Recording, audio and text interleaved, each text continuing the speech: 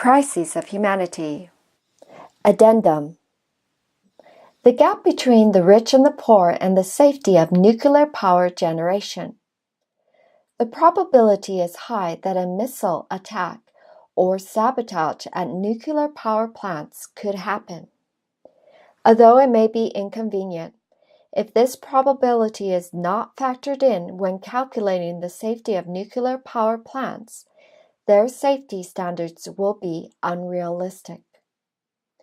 Although a world at peace is naturally a prerequisite, the safety standards of current nuclear power plants cannot exclude the possibility of missile attacks as an unexpected factor, as missiles are proliferating throughout the world. Scientific safety standards are only a part of safety. We cannot hope for the peace of the world, leaving the gap between the rich and the poor as it is. The nuclear power plants cannot be protected against the risk of a missile attack. Although I have hesitated, what I write here has already been written about in lots of documents. Thus I have decided to write these words using a common sense style for ordinary people. Even if a missile were small, if it hits the tanks where nuclear materials are stored, it will have an effect equal to the hit from a maximum strength nuclear warhead missile. So it is not safe just to protect the nuclear reactor. A large amount of spent nuclear fuel is stored in the storage pool or reprocessing plant. Plus, at the reprocessing plant, there are cooling pipes running everywhere within the facility with a total length of some 100 kilometers. If the storage pool, which contains the nuclear fuel, waste of more than 10 nuclear power plants, or the cooling pipes get damaged by a missile and the water leaks, disabling the cooling function, it is going to be a cross-border catastrophe. Germany has abolished the operation of reprocessing plants because in case it becomes impossible to cool the nuclear waste, it is predicted that tens of millions of people will die. If the dead are on a scale of tens of millions, there will be no habitable places left in the country. We can see the images of the catastrophes at Hiroshima and Nagasaki.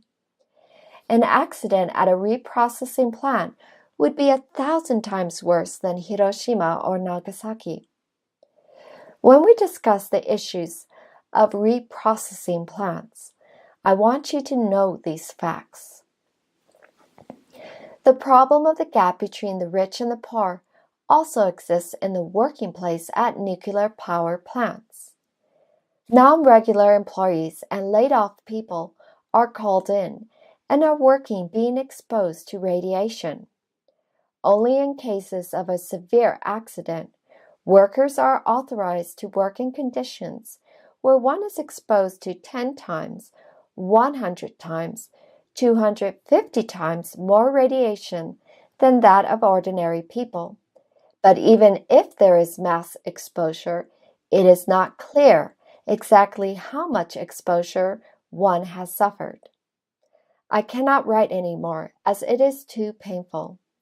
Can we still say that such a situation has no relationship to safety?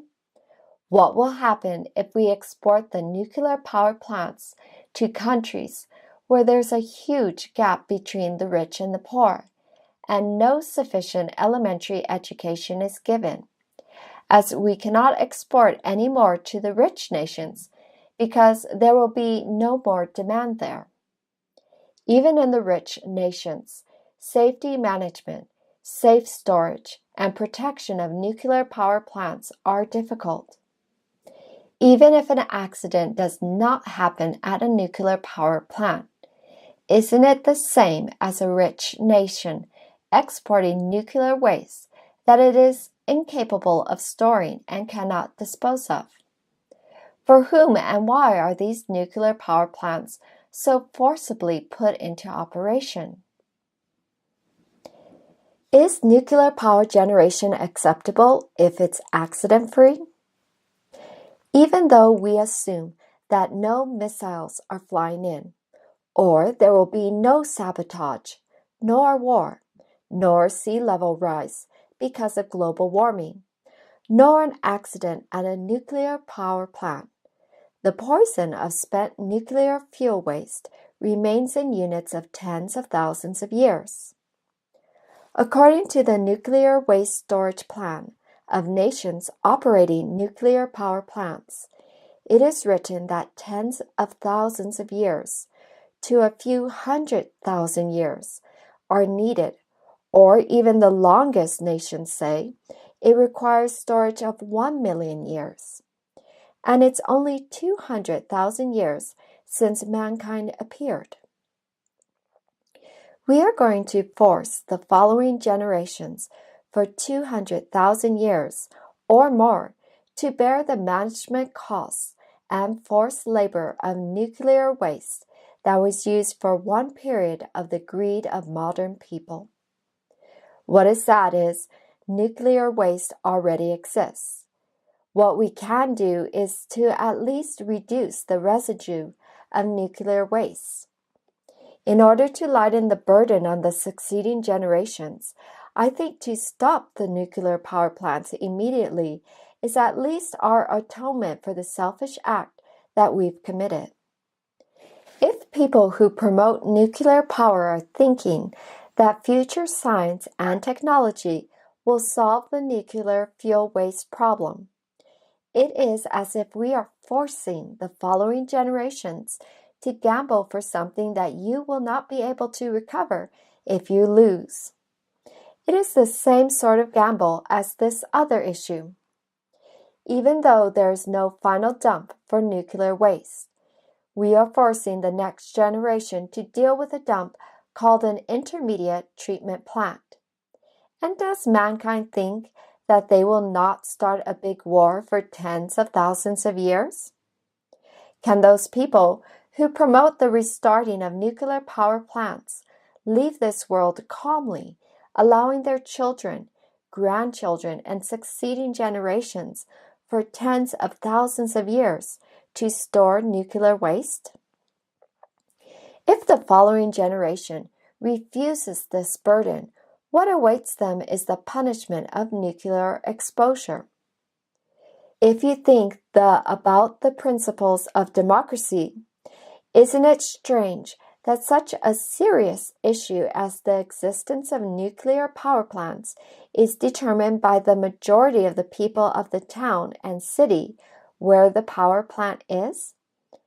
The descendants of several thousand generations cannot participate in the decision of the majority.